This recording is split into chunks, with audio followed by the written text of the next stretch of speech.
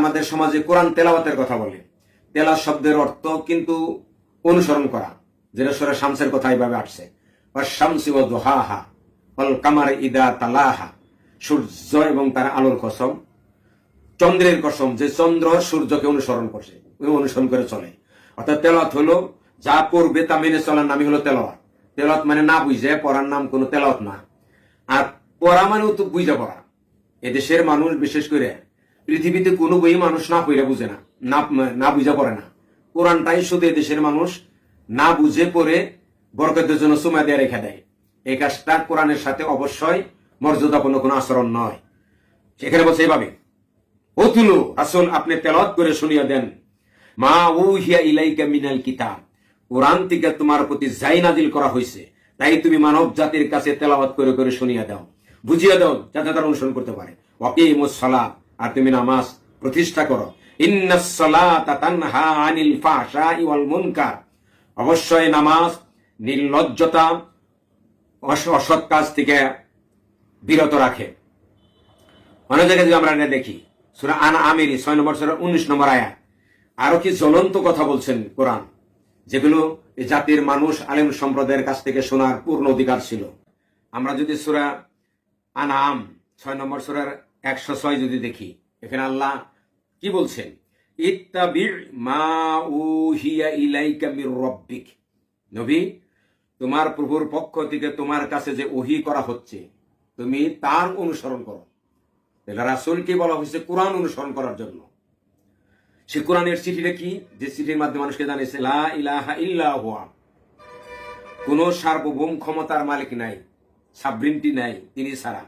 ওয়া আরিদ আনিল মুশরিকিন, তারা যদি তৌহিদ মুশরিকরা মেনে না নেয় তৌহিদ, তাহলে মুশরিকদের কাছ থেকে তুমি মুখ ফিরিয়ে নাও।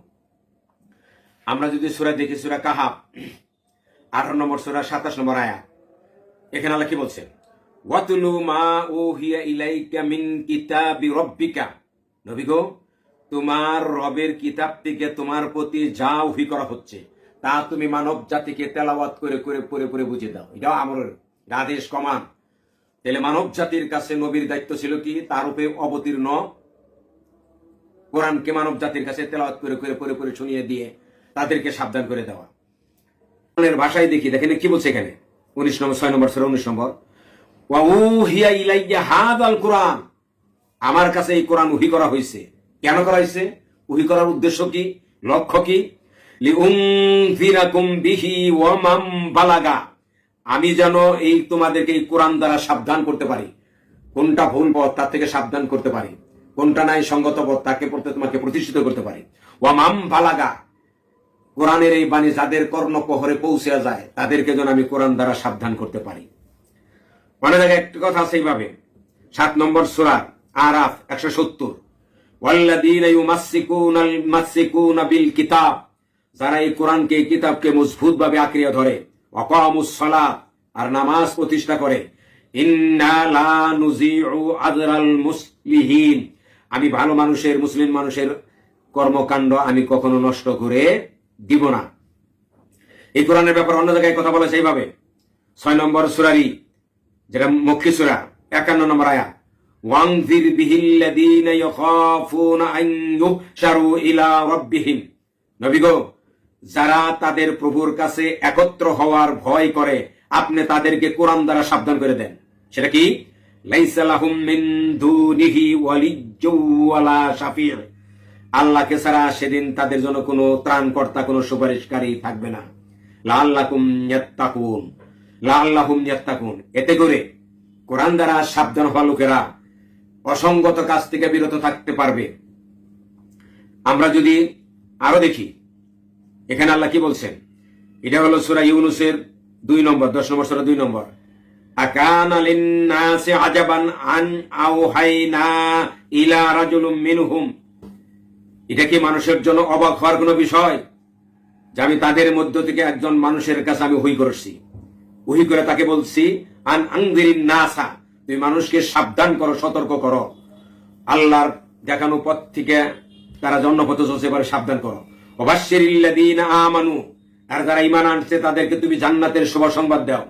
কি সেটা, আন্না লাহুম কাদামা সিদকিন ইনদা রাব্বিহিম, তাদের প্রভুর কাছে তাদেরকে সম্মানিত পজিশন তাদের রয়েছে। ওয়াকাল আল কাফিরুনা, সত্য যারা প্রত্যাখ্যান করে তারা কোরআনের ব্যাপারে কি বলে? হাযা লাসাহিরুম মুবিন, এই কোরআন একমাত্র স্পষ্ট জাদু ছাড়া আর কিছুই নয়। আরেকটা আয়াত আমরা দেখছি সূরা বাকারার 120।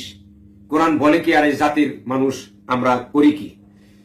আজকে বিভিন্ন মাহফিলে যতটা কিসসা কাহিনী, পীরের সাপের ব্যাঙ্গের কিসসা বলা হয়, কোরআনের কথা কতটা বলা হয়?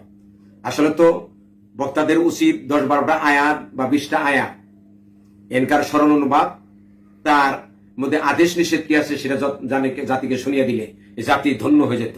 বলে সেইভাবে ওয়ালান তারদা আনকাল ইয়াহুদু ওয়ান নাসারা, নবী ইহুদি এবং নাসারা তারা কখনো তোমার প্রতি সন্তুষ্ট হবে না, হাত্তা তাত্তাবিআ মিল্লাতাহুম, যে পর্যন্ত তুমি তাদের মিল্লাতের, তাদের ধর্মের, তাদের আদর্শের অনুসরণ না করবা।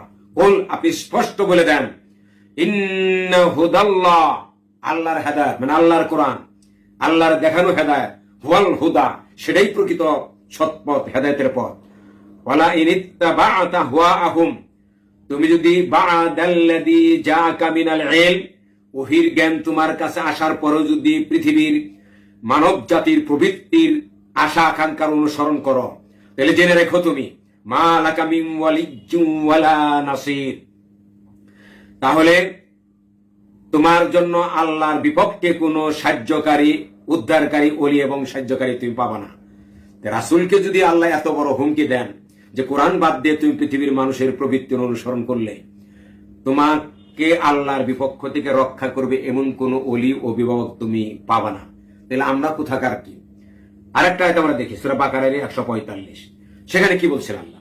ওয়ালা ইনিত্তাবা'তা আহওয়াআহুম, তুমি যদি তাদের প্রবৃত্তির অনুসরণ করো, মিন বা'দি মা জাআকা মিনাল ইলম, তোমার কাছে ওহির মহান কোরআন এই জ্ঞান সত্য আসার পরও যদি তুমি মানুষের আশা আকাঙ্ক্ষার প্রবৃত্তি অনুসরণ করো, ইন্নাকা ইদাল্লা মিনাজ জালিমিন, এরকম যদি তুমি করো তাহলে তো অবশ্যই জালেমদের অন্তর্ভুক্ত তুমি হয়ে যাবে। এ ব্যাপারে আমরা আর কথা না বলি, এই ব্যাপারে কোরআনের বহু বক্তব্য আছে, যেটা আলেম সমাজের, সম্মানিত আলেম সমাজের এটা দায়িত্ব ছিল, কর্তব্য ছিল মানব জাতির কাছে কোরআনের বাণীগুলো স্পষ্টভাবে কোনো বাঁকা ঠাকা না করে এই জাতির মানুষের কাছে আলেম সমাজ খালি কোরআনের সরল অনুবাদগুলো যদি মসজিদের মেম্বারের শুক্রবারে মাহফিলে, যদি একটা মাহফিলে 2জন বক্তা, প্রধান বক্তা যদি 30টা আয়াতের অনুবাদ করেন, দ্বিতীয় বক্তা যদি 20টা আয়াতের অনুবাদ বলে, 50টা আয়াত, কোন শ্রোতারা যদি 2-3টা মাহফিল শুনে এরকম 100 আয়াতের সরলভাবে আল্লাহর আদেশ নিষেধ, তাহলে যেমন আল্লাহ বলছেন কবিরা গুনাহ, কবিরা গুনাহ কি কি সেটা কোরআন পড়ে আমাদেরকে জানতে হবে। সুতরাং দর্শক শ্রোতাদের কাছে বিনীত অনুরোধ যে আমরা যদি দুনিয়াতে শান্তি পেতে চাই, আল্লাহর কাছে যদি মুক্তি পেতে চাই, তো কোরআন নামক চিঠিটা অবশ্যই আমার মাতৃভাষায়, যার যার মাতৃভাষায় বুঝতে হবে। কোরআনের মধ্যে 2টা জিনিস আছে, একটা হলো ভাষা আর হলো বক্তব্য। আরবি ভাষা জাতির সবাইকে বোঝাও সম্ভব না, বোঝা জরুরি নেই, কিন্তু কোরআনের বক্তব্য নিজের মাতৃভাষায় বুঝে নিজের জীবনকে কোরআনের আলোকে সমাজ, নিজের জীবনকে ঢেলে সাজানোর এই মহান জিম্মাদারি দায়িত্ব সাহাবীদেরকে নিয়ে করেছেন। এদেশের আলেম সমাজও এই দায়িত্ব পালন করবেন, জাতিকে কোরআন দ্বারা সাবধান করবেন, এই প্রত্যাশায় জাতিকে সালাম। আসসালামু আলাইকুম ওয়া রাহমাতুল্লাহ।